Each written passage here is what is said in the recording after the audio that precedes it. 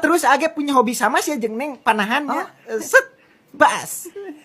Eta Neng mana deket jeung jelema ieu iraha tong deket jeung jelema ieu si mah penipu Neng nah ieu pangpung mahoni pada we jeplak ngomong teh emang sama manehna datang-datang sumpah ya aing teu ngeunah disebut pangpung mahoni urusan kesopanan geus lah ayeuna mah maneh mending balik. Deuleu eta ieu tempat urang menjadi kita balik. Ya dengekeun aing teh lanceuk nasi Neng teu sopan san sia manggil aing pangpung mahoni bangun hayang digablog sia mah nya. Nah lain bebeja tadi kan ate apal hampura ye nya tapi mun neuletina beungeut mah da teu jiga sia kan si Neng bodas ieu.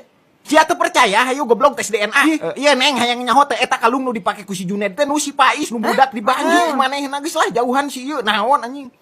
Udar mainan budak di Banjut tapi sumpah Neng ieu nang lain nang nyabuti si Paisnya ieu nya kadeu payung asli tapi akeun we lah ngelehan beungeut sia payung payung mainan budak mah tong sok lain mainan ieu lain mainan ieu kalung asli goblok mah nya Neng teu percaya ka mana buktina cik nya deukeun heula ieu kalung terus nake eta cuma dites di laboratorium